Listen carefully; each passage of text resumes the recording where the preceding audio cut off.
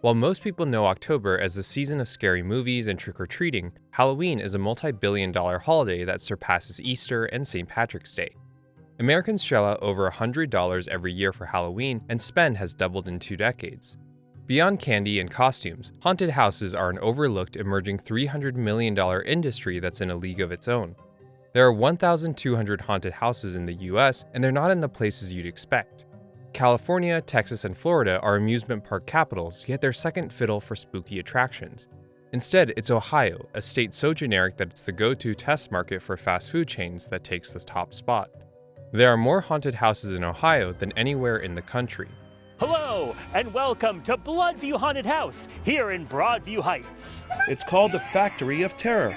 It's about a mile of haunted attraction all under one roof on the Haunting Road in Canton. This has been going since 1974. So like you said, Maureen, 44 years of scares.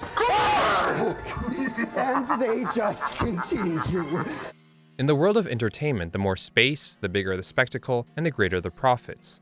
Land is abundant in the Midwest, and commercial real estate in Ohio is cheaper than that of coastal states. Haunted houses here boast incredible scale, reaching up to an entire acre. They're built with sprawling sets, props, and animatronics, and everything comes to life behind armies of actors. The best haunted houses have the most immersive, unique, frightening experiences with production value that exceed even Hollywood horror movies. And the goal is simple: scare people. Haunted houses are seasonal businesses that can only operate during Halloween when people want to be scared. They make money selling tickets. It's an asset-intensive retail business where the cost to build is $250,000, which isn't far off from other retail concepts. But the key difference is that haunted houses have just these 4 to 6 weekends in October to make their money back. Once built, these attractions can't be repurposed for anything else, and they have no value 10 out of the 12 months of the year.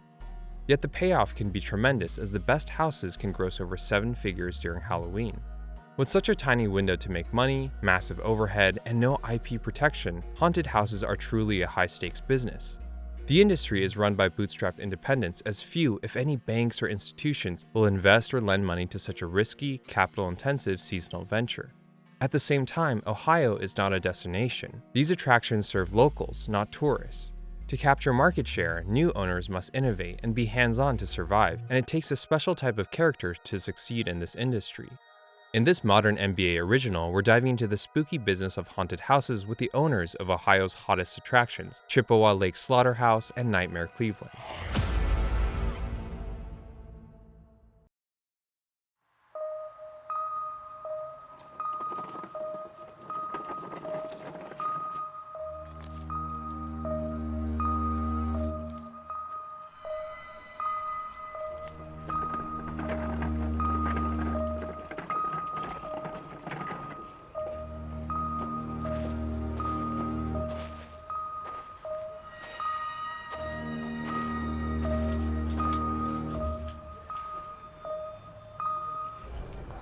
Strike pose.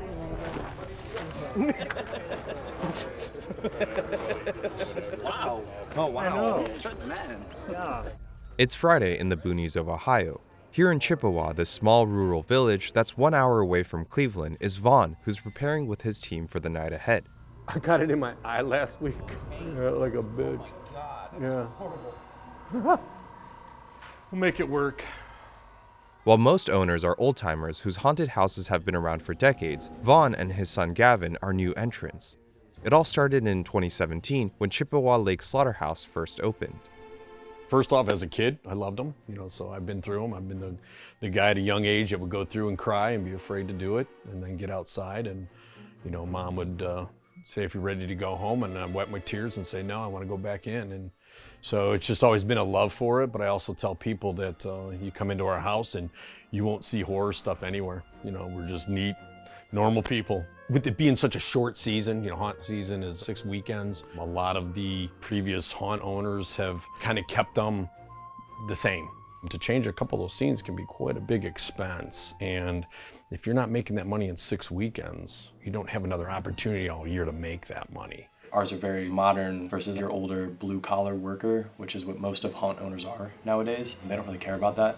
The big thing right now that you see is the whole clowns, the zombies, things that generally scare people. Well, you got to give people more, and I think by going completely to the wall with a theme, is giving people more, and it's kind of changing the agenda, because most haunts are 4 different houses, 4 different haunts, 4 different themes. We're one consistent theme throughout both of our places.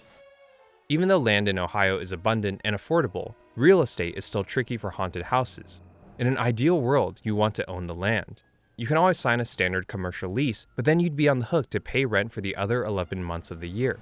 You can do a more short-term lease, like what Spirit does with Halloween costumes, where you lease a vacant spot just for those 1 to 2 months, but the drawback is that you'll be constrained in what you can do, which in turn limits the experience. It's difficult to build a brand when your location is always changing and your execution is forever bottlenecked by space. Thus, it was only after Vaughn secured the property that they could start filling in the blanks. So I have Grandma and Grandpa Carver. His mask, silicones are from there. And then I have the 3 brothers, Buck, Bubba, and Clyde, the BBC. And those are family inbred boys. I'm trying to figure out when to introduce the sister, so I might do that in a year or 2. She's always sneaking around hiding, that's what Grandpa's up to today, and post that. I don't know, thought it'd be kind of fun to do something like that. You know, these things, as crazy as they look, they're anywhere from $600 to $800, $900 a piece, you know, so quite a bit of money in them. Beyond passion, they had 2 edges. Outside of October, the pair work in construction. They built just about everything here themselves without having to outsource labor, which kept costs low and their vision sharp. Having knowledge and access to materials and specialists enabled them to go in blind without going broke and unintentionally challenge industry norms on design and budgeting. And taking over an abandoned slaughterhouse in the boonies was a creative goldmine that was too good to not theme their haunted house after.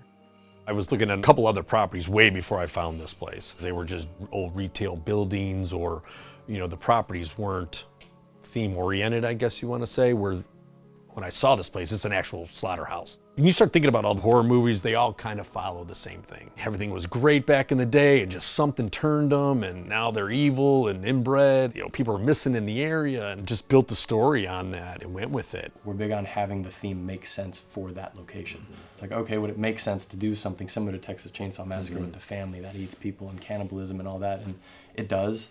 And I think that really helps drive like that cult following, because it gives a feeling. You're not out of place at all. First coming down, finding the property, it was abandoned for 26 years. 1/5 of the roof was on the ground in here, so you couldn't walk through any part of this building without walking over something. It was trash. It was a construction site, dump site for the previous owner. It took me about 2.5 years just to get the property safe and up to code. I come down here and just with the construction equipment gutted the building. I've swept this 34,000 square foot building probably 3 times and vacuumed every square inch of it, completely gutted it, and then started bringing everything back in and completely built every scene by hand. I spent some long nights. I have a construction business by day, come down here at night, sleep for a couple hours, work till 2, 3, 4 in the morning, go home, take a shower, get back to my job, you know, go work on my jobs, come up here, work again, work down the weekends. One rule of thumb is that haunted house owners should take their space and divide it into as many small 16 by 16 or 20 by 20 rooms as possible.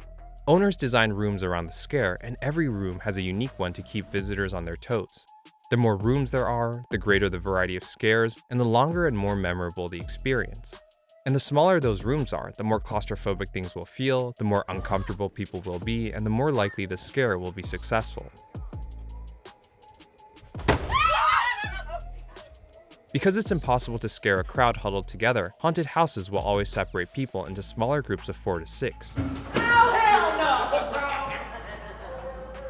They're also critical for budgeting because even though there are more spaces to decorate, each room requires less detail and is in turn easier to redesign.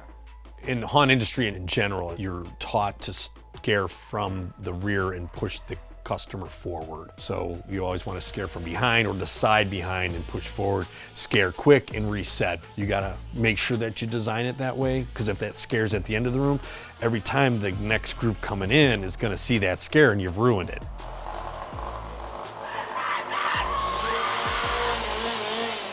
When you start talking about the original design, or most haunts are a 15 by 15 room, that's because a lot of them, once you get in and turn a corner, boom, they get scared. Whoever's coming in next is still getting ready to turn that corner. They didn't see what happened. They heard a scare and they go, oh shit, something's gonna happen.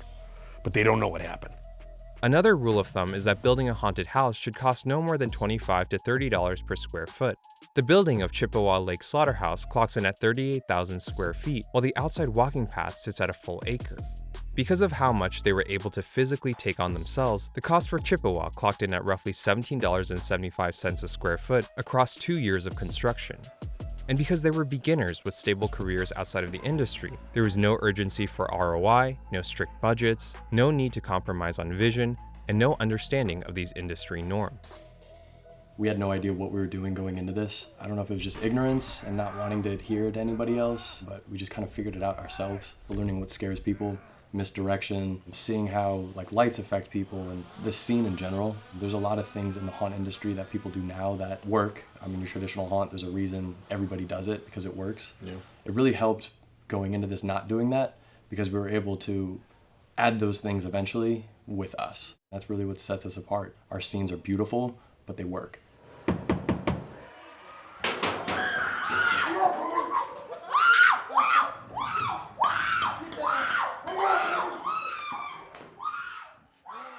My vision back then was I just loved looking down the long 900 and some feet driveway and seeing partial building and the main entrance to this place. I thought, God, how cool would it be to just park up here and have my customers walk down and start to get in their mind for that 3-minute walk and what the heck's gonna happen to them. And as you come up, you start to see little guardhouses and cattle gates, and then you're taking off the path down what would be where they drove the animals in. Hello. Hi. Buddy system. Let me have your hand. Give me your hand. I want your hand. Some of the music that I have here is older 50s music where it's caught in time. You know, this is when this place was really alive back in the day. When they enter the building, they enter a diner, which is where Grandma and Grandpa are in there, and it's bloody and there's meat everywhere, and it sets the tone.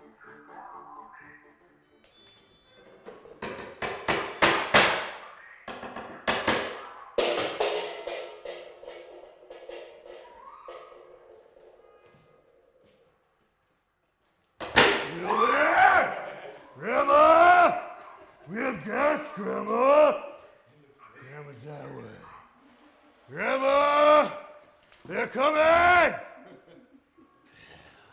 Why no touch fast? They're coming! Total immersion is the whole concept. Every detail in this place is intentional. And I think to truly take somebody out of the real world, you need to make sure that that 1% that a lot of people don't focus on is paid attention to. Between the costuming, the sound design, even just the logoing and the painting, it all makes sense for the time period. Because if we had black fabric hanging up in a room, subliminally it takes you out. You're like, okay, well I remember I'm at a theme park or I'm at a whatever, but by making it look like, hey, you're walking into this, it really takes you out of the real world. Every audio clip that we do, we have a newscast here, which is a guy from the 50s that's talking on an anchor, and we put an audio over him, so it made sense. The TVs, even the costumes, all of them are vintage red cap that we use, that would have been used back in the day. Every sign, every light, every image, every logo is custom. We designed it down here for this place and solely for this place. It's super immersive. You come in and you feel taken out of the world. You feel like you're in a movie. Beyond budget and design, the last big reason why the industry advocates for small rooms is pricing. Small rooms can be divided and grouped under different themes and narratives.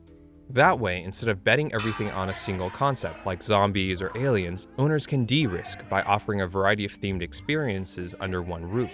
Under this approach, they can charge higher ticket prices and customers feel like they're getting more bang for their buck even if their experience is shorter. This industry adage never crossed Gavin and Vaughn's minds. To convince people in Cleveland to drive over an hour to the middle of nowhere, they didn't see any options but to go big. They went all out to make Chippewa Lake Slaughterhouse the ultimate horror destination, and with one single theme. A lot of the haunts in this area are old haunts. They've been around for a long time. For a while there, we were on a zombie phase, Walking Dead. So all of a sudden, we got to get zombies in our haunted house. Again, I don't think they're doing anything wrong. I just wanted to do something different. you got to remember you have to touch on people's fears too. You may not be afraid of a butcher, but a clown may scare the crap out of you. So let's put a clown in there so at least you get scared, okay? And then someone's not scared of clowns, but they're scared of butchers. So the butcher in there scared of somebody else. Now you've touched on a lot of fears that people have. You can do a clown house and you don't have to follow a storyline or do anything. It's just, hey, it's clowns and it's scary. But I think that's honestly it. They only stick to those themes because it's easy. It doesn't take much effort. No matter how good the decorations and props are, they're still just stationary objects. Actors are essential to executing scares, and it takes a village for haunted houses to succeed. I don't like using animatronics. I have nothing against them. I think the people that build them do a wonderful job. It's creative, it's artistry, but I don't see the realism in them. It takes you out of the immersion. Yeah, Again, when you hear air hissing and then you can see like a scissor, which is what they're all rigged into, coming out and like popping back and forth, you're like, okay, well that's an animatronic. Yeah, it's cool. But I didn't want to do that at first. You know, we really rely on our actors heavily, and we rely on our scenes and our artistry. That is the big thing, is actors are the key ingredient. Ultimately, you could have the prettiest scene, and the best, just everything, but if the actor doesn't do what they're supposed to do, it ruins it. So we're really big on training our actors and getting them where they need to be so it makes sense. The person in front of the line isn't going to be scared. They wouldn't be standing in front if they were scared. So we teach our actors, hey, you always hit the second or third person in the group and you push them forward. You never stand in front of them, so that maximizes throughput. It'll be a long night ahead for everyone, including Gavin, who will remain behind the scenes managing the attraction, guests, staff, and actors all together through walkie-talkies. It's a massive orchestra of 50 people working across an entire acre of land every night. While all the actors and staff are paid, they, like Gavin, run off of passion. Hiring actors is one undertaking, and managing them is another. Last Saturday night was a busy night. That's gonna be normal going out. So that's why it's imperative, as I said, every night to get your scare, get back. I've watched a few of you, you're doing it correctly. Thank you for that. It's perfect.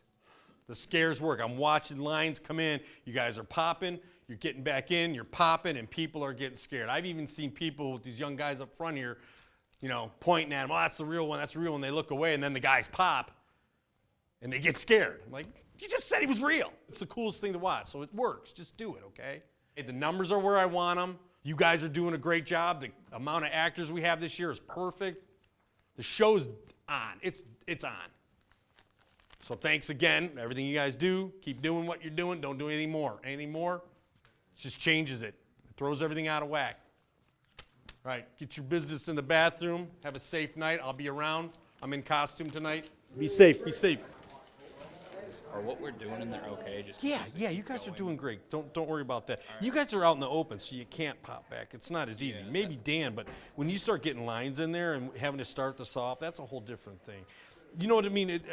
Yeah, you get it. That was like the one thing, like every time you said it, I'm like, I really can't pop back. No, you're good, dude, and I appreciate you saying something to me, but you know what I mean? Again, I say to everybody, common sense. You know what I mean? It cost $750,000 to build out Chippewa Lake Slaughterhouse across 2 years. There's no mortgage or rent as they had purchased the land and building as is. Of the $750,000 in construction costs, $350,000 of that was spent on cleaning up the lot and renovating the abandoned building back up to code with sprinklers, alarms, electricity, roofing, and parking. And the rest all went to costumes and props. The old saying I grew up with, the one man's junk is another man's treasure, and that's completely true in the haunt industry. To do the design that we have here and the amount of items and props that we bring in here is so much that it would just cost that much more if you were buying all these items from an artist that makes them and designs them. So driving down the road and all of a sudden you see a couple of old couches or beds or cabinets or whatever we need for the haunt, or if we could use in a scene, you stop and you grab it. You know what I mean? If it's out, if it's for free, you know, God bless up here Craigslist, God bless, you know, Facebook Marketplace. I've traveled all over the state picking up stuff for the building here. It's important in order to be able to afford to build something like this that you can find items out there that are already distressed, already aged. It's that more real. It's expensive to outfit a 40,000 square foot place. Yeah, so like, hey, So this would look good to fill a corner, and even if it's a broken chair. Yeah, it's important to fill the space. You know, if you come in and you got some key props that are important, but what are you filling in the rest of it with? And then you let the customer's mind fill in the blanks after that. You're not in a room very long. Person comes in and walks through it, they're in and out in seconds. But there's so much in there that'll probably take them half hour to look at everything in the room. Where you guys hiding? Actors make $80 a night and work about 7 hours, putting their earnings slightly above Ohio minimum wage. There's additional operating costs like ticketing staff, security, and law enforcement, all of which are critical as the crowds can range from several hundred to a few thousand over the span of a single night. Chippewa Lake Slaughterhouse is regarded by locals as the top 5 in the state and grosses on average $351,000 over the course of the Halloween season, despite being only open on Fridays and Saturdays, totaling 13 days in a single year. Chippewa Lake Slaughterhouse grosses on average $54,000 every weekend.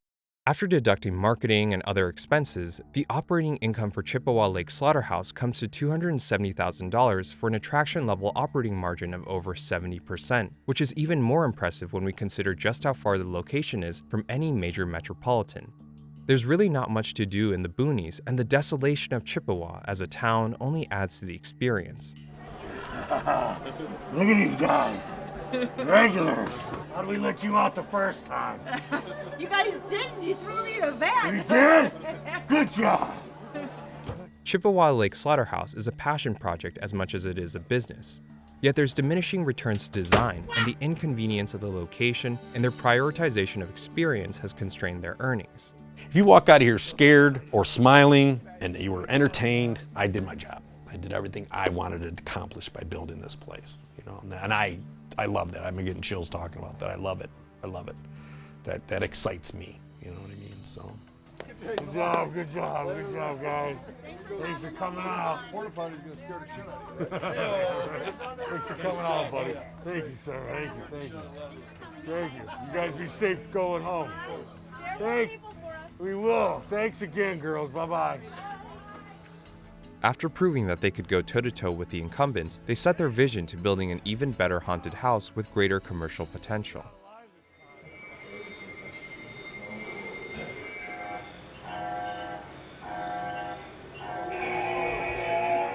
One hour till Nightmare Cleveland becomes operational.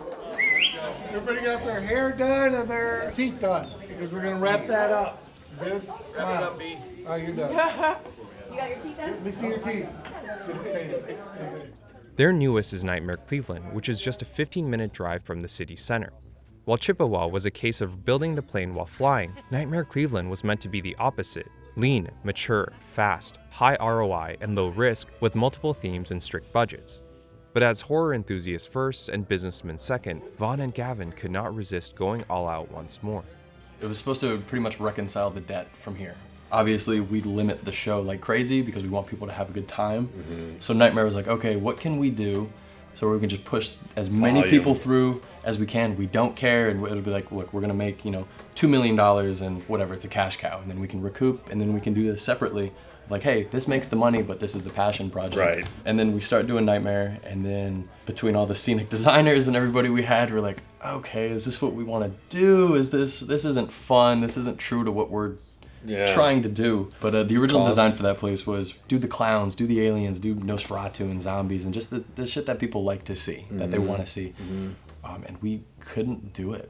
It just didn't happen from day one when we put the walls up, and in each room, the amount of trim that's in there. Most people just paint a black line. We have 4 different pieces of trim in each room. Just that attention to detail is what the joke up there is if let's just say if we ever close the haunt up, I probably could rent it out as a laboratory. It's beautiful. I really could. The equipment that's up there is real from hospitals that they've had to retire. But I think that's who we are. Dad, you gotta do this, you gotta do that, blah, blah. I'm like, son, just hold on. We just let's stick with this, what I believe. I love it. I feel it. I think this is gonna be different. And I think as he got older, he understood what I was saying. And I think we got lucky by being passionate about it. Yeah. Because most people go into like, okay, well, the numbers are good, it makes money. How can we do this in an economical way and get the most return? I think us going into this with the whole like, okay, well, how can we just be better than everybody else and actually do something different? Maybe the money will come. And I think fortunately for us, it did. We got lucky, kind of on that like pipe dream of, okay. It's getting better, let's put it that way. It's getting better. But it just works. Tonight is going to be a boozy night! It's Saturday, it's October, everybody's coming to see you, baby!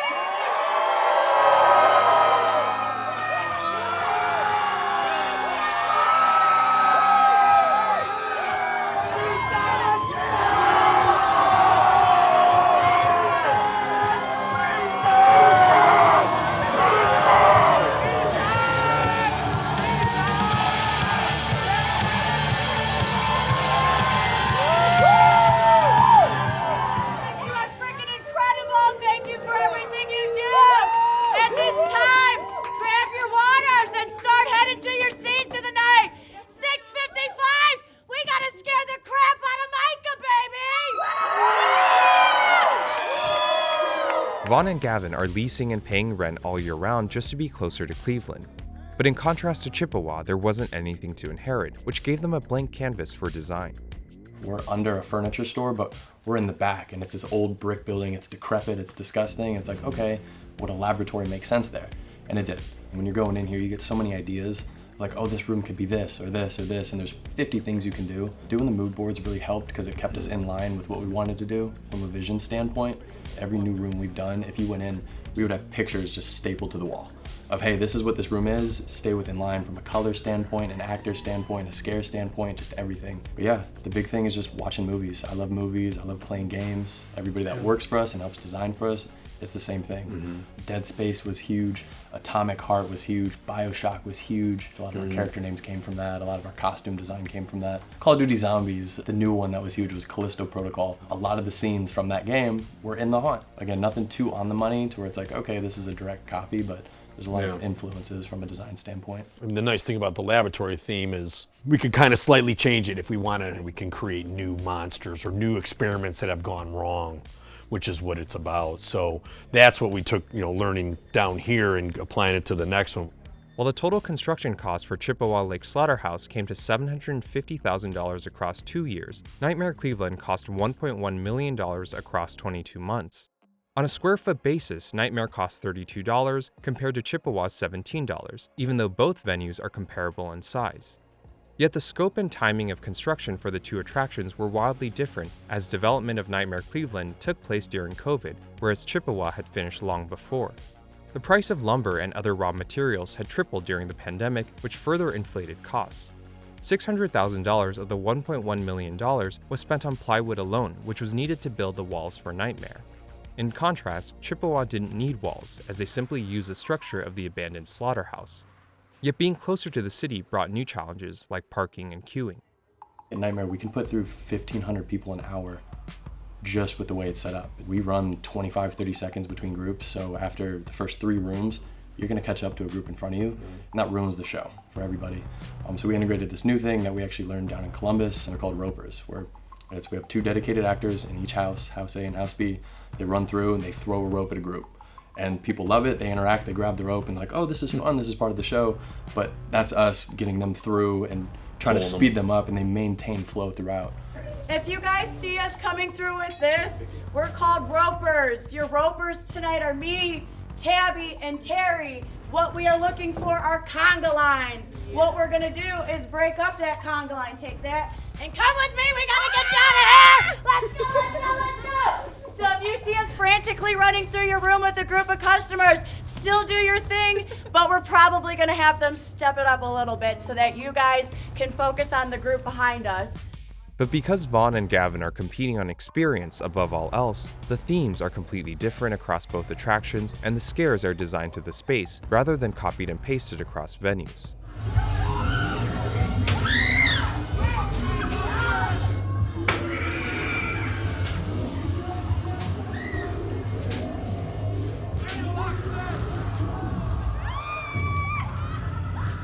Probably wasn't the best idea to do 2 completely separate haunts from the get-go. But when we did Nightmare, the whole idea with that was scalability. When we designed this, we want to do something that we could do somewhere else. Like, hey, do we want to go to another city, somewhere that maybe has more people or has more income? So Nightmare was huge on, again, the scale side of things. Like, can we take this, and how can we? And we have a lot of systems in place that we don't have down here. The other thing too is from Cleveland, we're about 35, 40 minutes. To have another one like this up there would only compete with myself. Would I take a Chippewa Lake Slaughterhouse or a Slaughterhouse and put it in another state? Absolutely. Ultimately, designing these things is fun. Because you're able to be like, okay, well, if we want to do a clown, like a I'm not against them. I would love to do one. I really would someday. It scares people, all clowns. So it works. But haunted houses can't survive on the principle of build it and they will come, even for those with a reputation as strong as Vaughn's and Gavin's. Marketing alone makes up 20% of each attraction's annual operating expenses. Marketing is not just there to keep them top of mind for locals, but instead to secure advanced sales as much as possible. Our big thing now has been scarcity marketing, having our nights be ultra limited, which they are down here. At Nightmare, not so much, but driving that of, hey, we're 85% sold out, you need to get a ticket. It drives people. It gives that cognitive dissonance of like, okay, well, I put in this effort, I signed up for this pre-sale, I might as well buy it because I went through all this effort, and it works. We have the 3 billboards that are up, Snapchat, TikTok, Instagram, Facebook, A little bit of radio. YouTube. All these things they're important.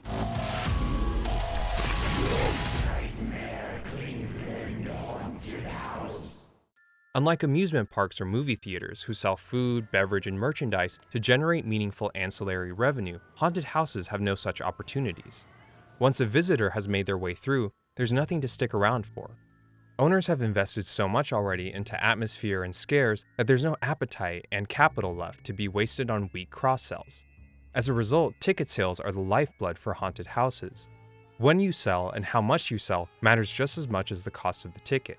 The more tickets you can sell in advance, the more money you get to collect upfront, rain or shine, and the more tiers you offer, the more flexibility you have in pricing despite offering the same core product. You're trying to get people to come to something that you created that costs so much money they'll never know. And like, how do you find that happy medium, what to charge so that everybody can enjoy it? The people that are just getting by, the people that are making it. If you keep raising these prices higher and higher, you're just gonna drive so many people out of the entertainment market that wanna come to a haunted house. $30 a person for 30 minutes. I think that's a lot of money, but we can't go any lower. I am a firm believer of just keeping them as comfortable of a price as we can for so many people to enjoy it. Yeah, I would love to be charging $45, $50, but I just don't think that's real to when I'm going out trying to scare a mom and she brought 3 of her kids, you know, and just to get them out of the house and have fun. I can't do it. And I know other haunts are feeling the same way. They don't want somebody else that came in as a big new haunt and they're gonna be $45, $50 and they're like, God, we don't want to raise our price up to there, you know, that's just people can't will pay afford it though. Again, there's haunts that charge $50, $60 just to Yeah, go they through do, for the but- same length. People pay it. Yeah, but It's not true to what, first off, where we came from, how I grew we up, don't. mom, you, and everybody. It's staying true to the communities that we're in. It's Ohio. It's not like you're out in New York or if you're in LA where the average income is higher. Yeah, we could charge it and people would probably pay it, but it doesn't make sense. You want as many people to come through and see your effort that you put in and enjoy it. Nightmare Cleveland has a staff of 75 and operates from Thursday to Sunday. Actor payroll is nearly double, and the year-round rent for Nightmare alone is equivalent to the entire year of operating expenses for Chippewa. The greater overhead and prime location cuts into profits, as Nightmare's attraction-level operating margin sits at a little over 50%. Yet the proximity to Cleveland is well worth the cost, as Nightmare grosses on average nearly 3 times that of Chippewa, with sales of $1,082,105 during Halloween. Chippewa is open for only 13 days in a single year, grossing on average $24,000 a day, whereas Nightmare is open for 24 days in a year, grossing on average $45,000 in a single day. Vaughn is surprisingly not tribal or protective about what he and his son have built. The money's good, but he's also worn all the hats over the years to know firsthand that there's nothing easy about the haunted house business and that gatekeeping is futile. I don't have a problem with opening a haunted house across the street. I really don't. That doesn't bother me. My father always taught me that you just do the best job you can, and that's all you can ask, you know, for yourself. People will enjoy it. They're gonna come, you know, you be fair. And I've stuck with that, and it's paying off. If someone wants to copy this, I guess they really like what I did, right? There's a lot of haunts that have tried to copy some stuff down here too. I don't know. But that's just me. That's my old way of thinking. I don't think you would see the passion in the design and the way it runs. Our actors down here are amazing. I love each and every one of them. They're the ones that make this run. Without them, this is nothing. It would just be a museum. So to come in and copy the theme and the idea or something similar, I don't think they could do it as well as we did. People go out to haunted houses, they don't just go to one for the season. If they can afford it, they'll go to multiples. When I took Gavin and his buddies, his friends, when he was younger, we used to go hit all the haunts. I would hit one every week, and I loved them, you know. So the more in the area, the better, as far as I'm concerned. And a lot of people that we talk to feel the same way. I'll sit at the end and talk to people, like, hey, where's the next nearest one? And, you know, it's 9:30, we want to go to another one. Hey, go to this, I'll rattle off the 5 nearest ones. If you get a chance, Chippewa Lake's pretty good. I love it here, but Chippewa is fucking... Okay, it's we'll really have to good. try. Thanks. You guys get a chance. Have a good night, y'all. Ohio has 131 haunted houses. 31. And we've opened 2 of them, and that was never a thought of, oh, well, hey, there's one 15 minutes down the road. Has never affected us. Nightmare, there's probably 4 haunts within a 10-minute radius of that place. And I think people are scared of competition, Sure. ultimately, because you're taking money out of their pockets. They're doing it for the money without the passion. Yeah. So they get scared when somebody comes and it's like, hey, this is a good product. I don't know if we're the best or whatever that standard is, but it's a new product and it's good, so we're going to take things away from them. And I think they get scared. Yeah, and if they've been around or been in the industry a long time and they haven't made any improvements or they're kind of stuck in their ways. They're just bitter. Yeah, and then all of a sudden a new guy comes in, they're like, oh, I don't want to change. While the people of Ohio can't get enough, not everyone is a fan of Gavin and Vaughn. Some of the competition have gone out of their way to disrupt their progression. The first one was when we were building the walls. Somebody called the building department and they were saying, hey, they're using non-fire treated wood. You need to get up there and inspect the place and you got to shut them down. And this was a week or two before we opened. And then we had another run-in with somebody calling the building department again for this, saying that our actors were inappropriately touching one of their kids. False claiming on this and calling the building department, just really trying to drive that in, which it's a huge thing. Our first year here, we had a lot of 1-stars from other haunts because they were worried. They'd be like, okay, well, hey, tell your actors. Yeah. They'd send 1-stars to here to drop our rating because ratings are big. We're some of the highest rated haunts right now. I think we got a 4.6 and a 4.5. We're proud of that, yeah. But in Ohio. That's a big part of the gatekeeping too. Is there's a lot of clicks in the haunt industry behind the scenes that I don't think we realized until a couple years ago. And that's there's politics. There's all these things. Yeah, that's a shame that the haunt owner, a few of them allow that. It's not. I mean, it's part of my conversation is we don't talk about other haunts, whether you like them or don't like them. It's this is an entertainment. We're in together. Enjoy it. We're not here to make enemies and talk bad about anybody else. Social media can be a weapon. We all know that. While most haunted house owners only ever operate 1 or 2 venues throughout their lifetime, Gavin's ambition is to scale beyond Ohio. It would be unprecedented, but then again, so was Chippewa Lake Slaughterhouse and Nightmare Cleveland. It wouldn't be the first time he and his dad have challenged the status quo, and like many great businessmen, the currency that keeps the two of them going is ultimately the passion, more so than the money. The goal is to go to markets with more people that spend more money. Yeah. Growing up in Dallas, I noticed that compared to Cleveland, there's probably 3 times the amount of people that will spend 3 times the amount of money. Concentrated area. There's not a lot of haunts. There's not a lot of competition. Dallas is huge. Phoenix is huge. Nashville, Seattle. I mean, even in California, there's a lot of haunts out there, but there's nobody doing what we do. I was never huge on horror or haunts in general as much as he was. I was always big on business and okay, what can we do and where can we take this and where will it end up? And Nightmare, again, even 5 years ago, before it was even a thought, was what can we eventually do? So it was really important when we designed that place to make sure that it could be copy and paste. Yeah. Now with the layout of that, the blueprint of that, there's some rooms we could change or do this or that, but we could do it in any other 32,000 square foot space and then some.